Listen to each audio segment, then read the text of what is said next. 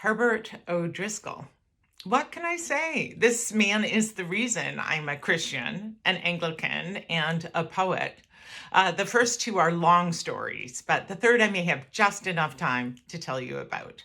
A group of us were in Ireland traveling with Herb and Paula, and Herb stood up on the tour bus and read us a poem by R.S. Thomas. It was called The Bright Field, which some of you may know. It's a sonnet, and every word of it spoke to me, but especially these lines right at the turn of the poem. Life is not hurrying on to a receding future, nor hankering after an imagined past. I was stunned. With this poem, Herb spoke right into my soul. I felt what was missing in my life. And from that moment on, I read all of R.S. Thomas. I started reading more devotional poetry, more poetry in general, and I started writing a little. And so that's continued and until it's become a big part of my life. I know this is not unique to me. Not that you've all become poets, but I'm sure almost everyone who spent time with Herb, who's heard his sermons and been delighted by his hymns, and who's listened to him teach and speak. I'm sure that most of us have been changed in profound ways. The reason I'm supporting the O'Driscoll Forum is that I hope this initiative will reach and teach our clergy and preachers and teachers how to be catalysts for transformation in the world, how to find words that touch the heart and change people like Herb changed me.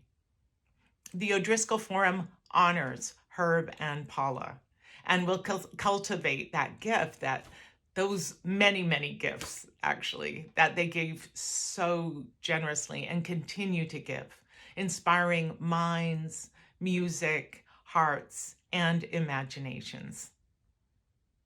Thank you. Well, and thank you, Susan Alexander. Now, Susan was talking about poetry and the imagination, and everybody knows, Herb, that those are important parts of your persona and of your preaching style too. And someone who I know shares those preoccupations is in the preview window on the monitor right now, and that's Donna Wall, longtime priest in this Diocese of Islands and Inlets, now executive director of Bethany House of Prayer in Massachusetts.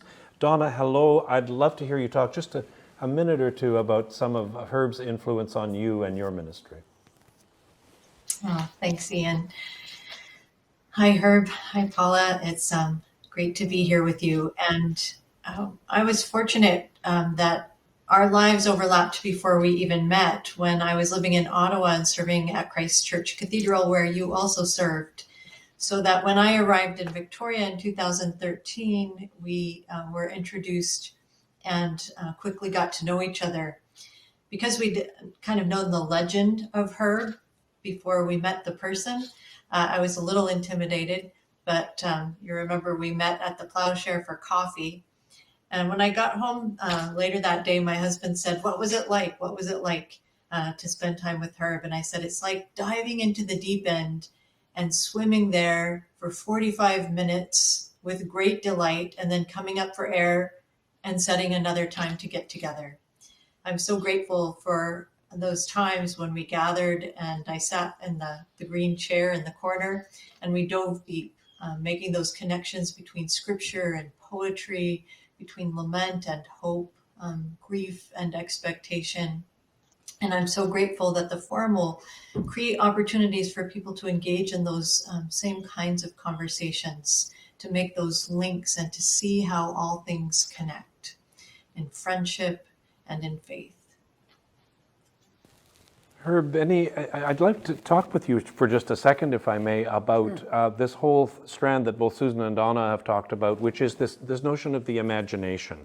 We're going to talk in a moment with Joanne and others about story in preaching, but for you, preaching is not a kind of analytic act, it's an act of imagination, yes? Yes, yeah.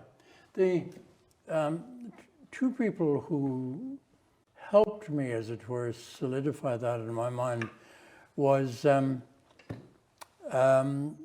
Williams, the recent Archbishop of Canterbury. Canterbury. And of course, it's interesting that he speaks, he commends Christian faith and the preaching of Christian faith really strongly as an act of imagination. And it's interesting he does it as a Welshman, which of course makes him another Celt. Yes. And need I say more? The other actually was very early in my little journey. The Archbishop of Canterbury, who was the preacher at the Anglican Congress. My goodness, I'm dating myself. 1963.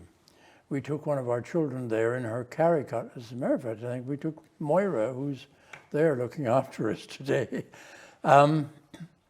That we I remember Rowan Williams particularly saying, do not apologize for using your imagination in preaching. It opens endless doors. Now, it's got to be responsible imagination. But as I said, that really encouraged me to keep at it. And we're glad you did.